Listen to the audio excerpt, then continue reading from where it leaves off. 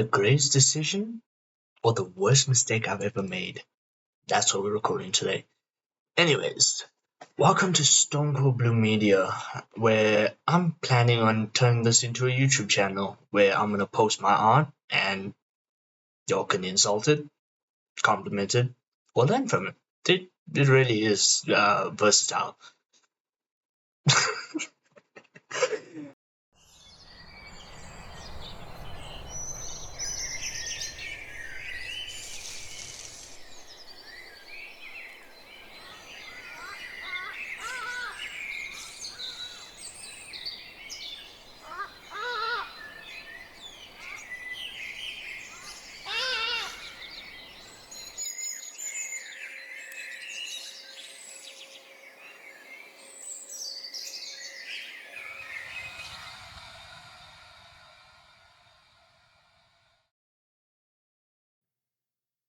Okay, so I've been on the internet a long time and I've experimented with a lot of mediums. I've made artworks from this to this to this. Anyways, you get the point, right?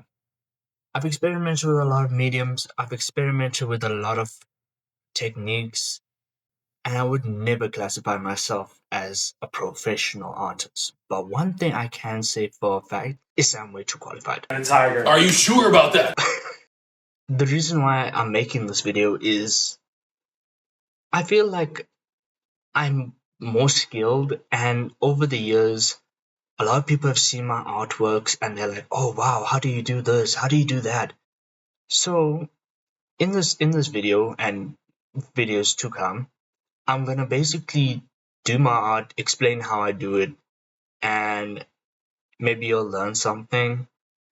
Cause I see a lot of I've literally grown up watching TikTokers, watching YouTubers, watching Instagram artists over and over again make these amazing, cool artworks, and I was like, I can definitely do that. I know I can do that. And today I'm planning on making a whole video dedicated to this cool animation that I made.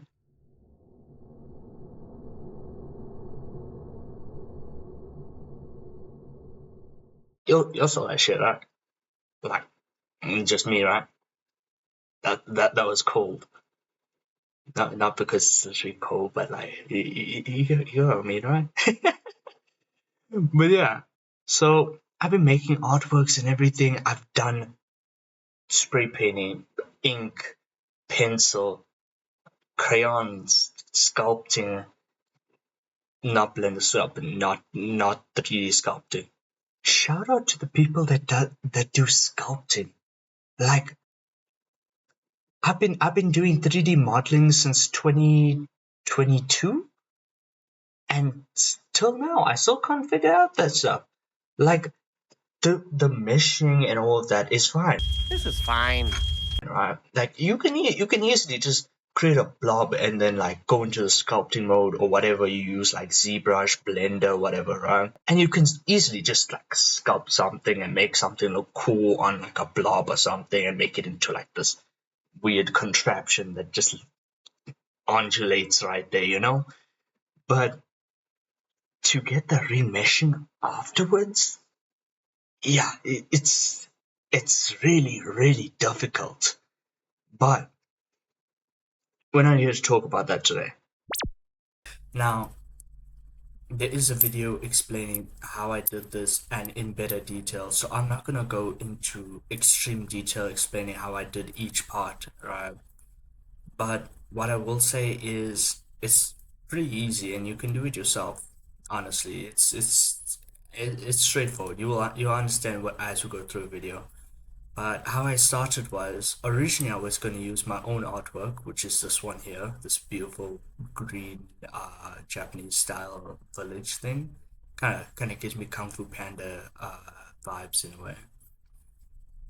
But then a friend of mine hit me up a while ago with this, and I told him I was making a video, and he said, here's one of the most colorful artworks I have, which is this one right here. So I ended up choosing that artwork because I kind of liked the definition, this very like pattern style here where it's like dark blue, light blues with a mix of grays. It's like monotone in a way. It's why I kind of liked it and ended up going with this. So first things first, what I did was I opened Inkscape. I created a new project. Alright, then I just grabbed the artwork I wanted to work with, dropped it in. Now what I'm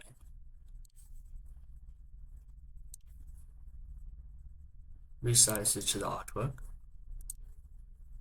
Then I went up to here where it says parts. It says bit here that says track bitmaps. Alright, it'll open a small tab on the side here, which then you switch to multicolor and colors. Just need to switch those two. Then you can just select how many layers you want. I went with 10 and I said apply. What this does is it creates a vector layer for you. So let's hide the original. It creates this cool vector layer where each color is on its own layer.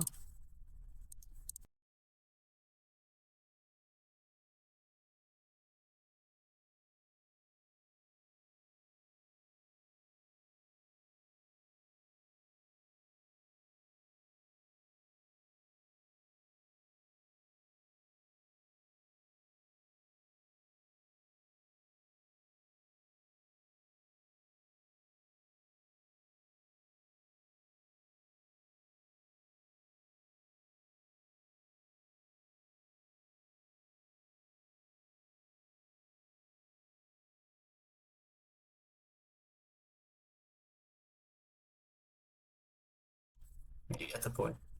After this, I'm gonna close this. I'm not gonna really save this in all because I've already done it. Yeah. Anyways, so then after that, I imported it into Blender, which I then spaced out equally. It's just material preview. Right. Yeah. So I spaced it out equally, and I made each of those vector layers that we made into its own individual layer. Which you can see them here. Each one is here on its own layer.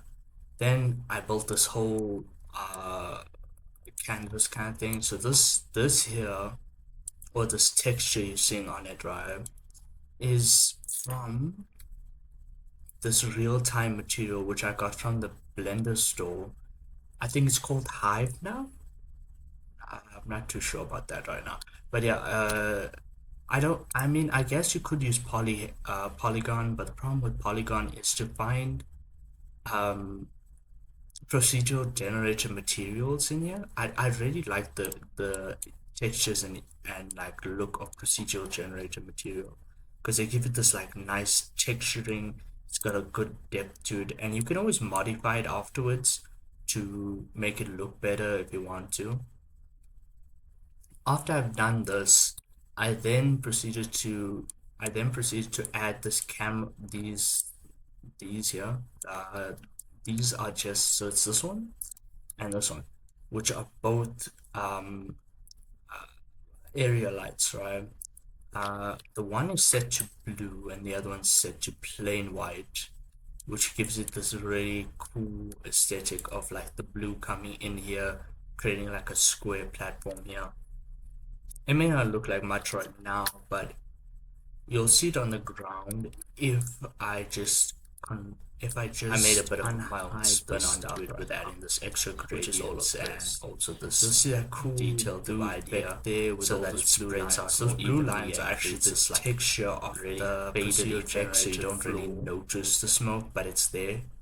Kind of this dark cloud that you're seeing here is actually, if you really want to make this smoke, all you need to do is make a cube, surround everything, add a principal volume, add a color ramp, yeah, then add this noise texture. If you want to copy this, after that you can hit the map for it, Control T if you're really what this is. It's I'll be called honest node with you. wrangler. So You if you could go probably make into something preference, better, you go up to edit here, go into preferences, go to add-ons, and search up node wrangler. This one right here. Make sure it's enabled. Then hit Control T. Just select this noise texture right here. Hit Control T, and it creates this little map for you. Obviously, I'm gonna delete this because I don't need it anymore. But yeah, you can really play around with this and make your own thing. Matter of fact, you could probably change the colors here too if you really wanted to. So like you can make a blue smoke or something if you really choose to. Yeah, let's keep that actually. I kind of want to see what that looks like. Yeah, blue smoke actually kind of looks nice. I might actually keep that. But that's for another render time, I guess. But yeah, the camera is not that unique, to be honest with you. It's pretty simplistic to make this camera and make it rotate. So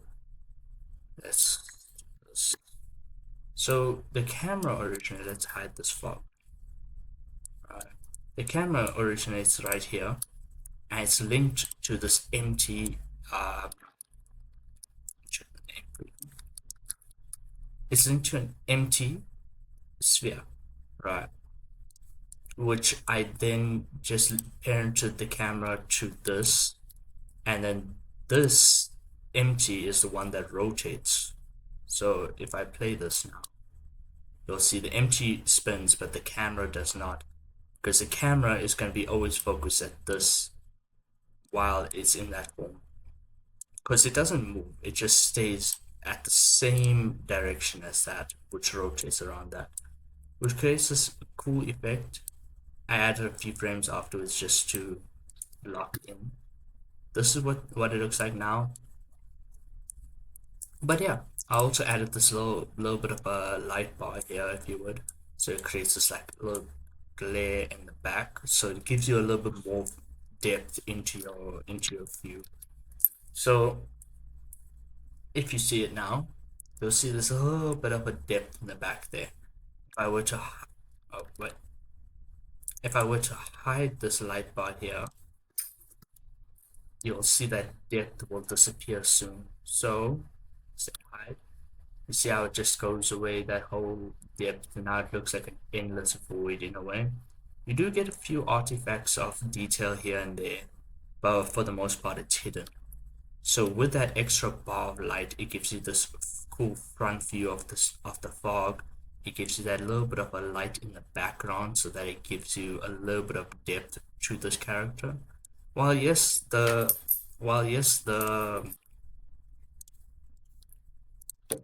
undo that.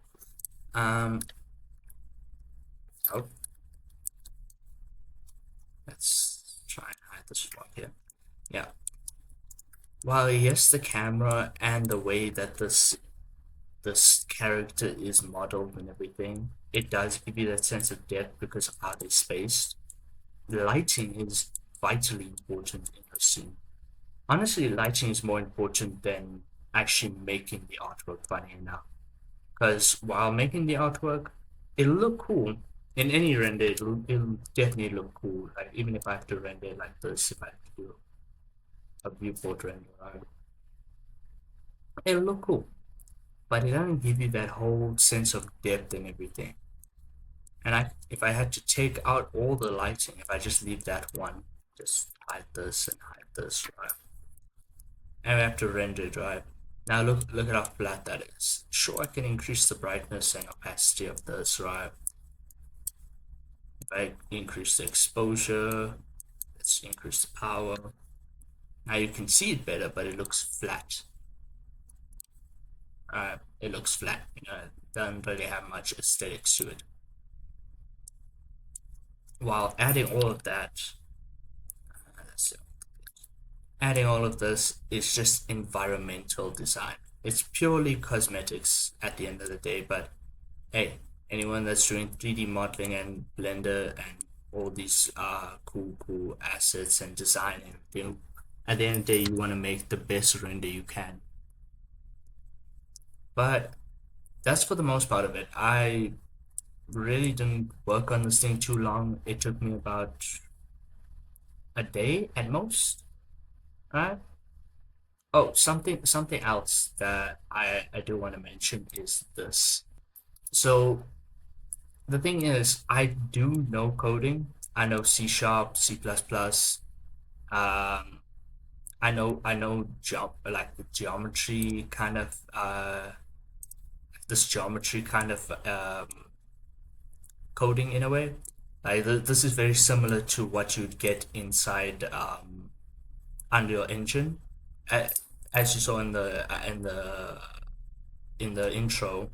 That whole intro was made with Unreal Engine and a bit of Inkscape as well. Um, but yeah, you can do a lot in Blender, and I love the fact that Blender is very versatile. For this here, I didn't code it because, like I'm saying, I didn't have time for that. What I did was I went to Opera GX. Something cool about Opera GX is this right here. See, it's got ChatGPT built into the sidebar, which I use often. Yeah, obviously it looks empty, but I think it deleted the previous chat. I don't think I have the history of that. Yeah.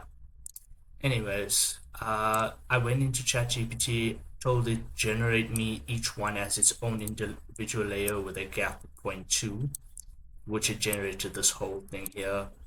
Not too sure about what it means because this is Python. If you know Python, I guess you wouldn't have to use ChatGPT, but I think that concludes everything for now. I hope you enjoyed the video. I'll see you next time.